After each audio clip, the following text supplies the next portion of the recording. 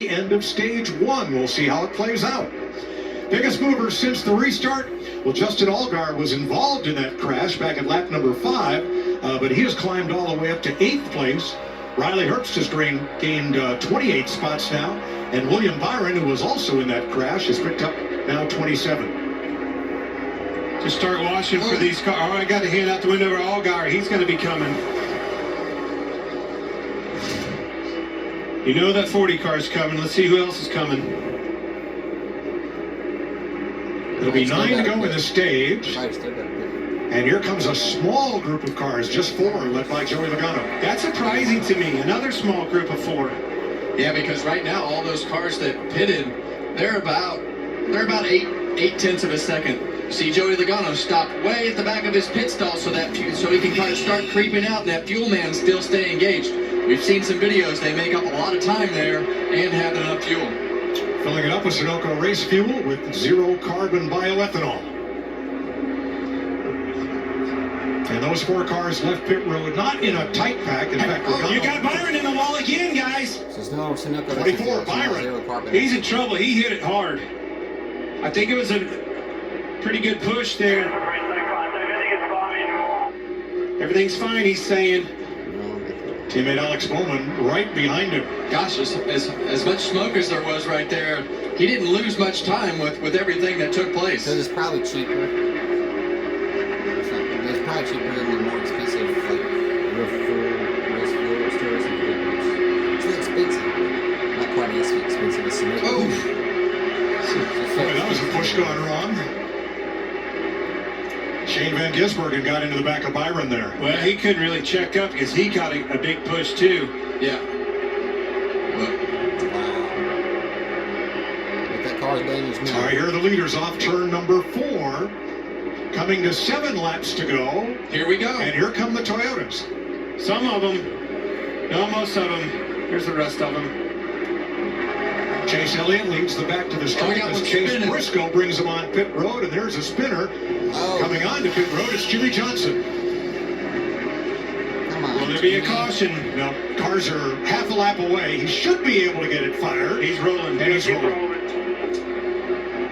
So easy to do that when you get a little bit of speed extra coming onto pit road and you try to turn the wheel one way or the other, the car will just spin out. What's driving these little smaller packs is the mix-up they had with the manufacturers. They weren't all together. That forces everybody's hand to pit with somebody maybe that wasn't in the plane. So now Chase Elliott leads Todd Gilliland and Austin Dillon. And here comes the rest of them.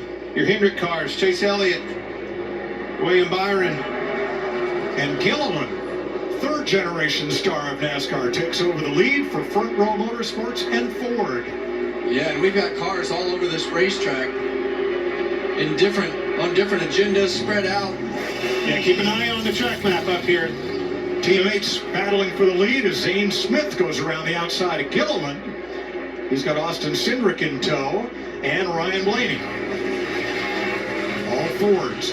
As of right now, the top 15 cars have not made a second visit to pit road. Yeah, this is definitely one of the more confusing pit cycles that we've been through for only one car not having been to pit road. As we see a few more peel off to come to pit road. I think that's Austin Dillon and Connor Zilic coming to the pit lane.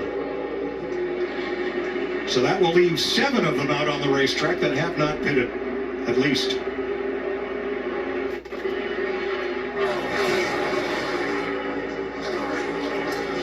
To go and stage points. Oh boy! Byron almost had the back bumper of his car taken off right there. Again.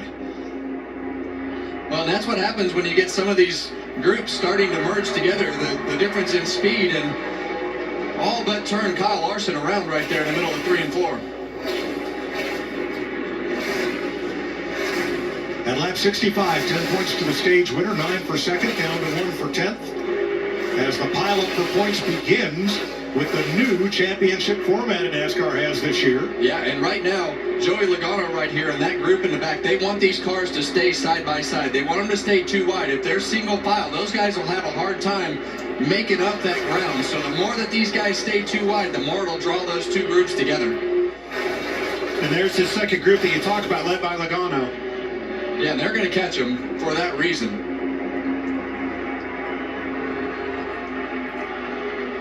Zane Smith from Huntington Beach, California. Cut his teeth racing at the Las Vegas Bull Ring. Against fellows like Riley Herbst and the other fellows of that age who raced on the short tracks then, but now he's in the Cup Series for Front Row. He and Austin Cindric for Team Penske, and Cindric's teammate. You know that was a playbook. Those guys stayed back there, saved enough fuel to try to make it to the end of this thing collectively as a group. 6 Fords leading 4 Chevrolets. As we're going to come down to the final lap of stage number 1. That's why you work together. Right here. You're going to make it to the end. All because you chose to stay together and be on the same page. Right here, 1 to go. Still half of 2.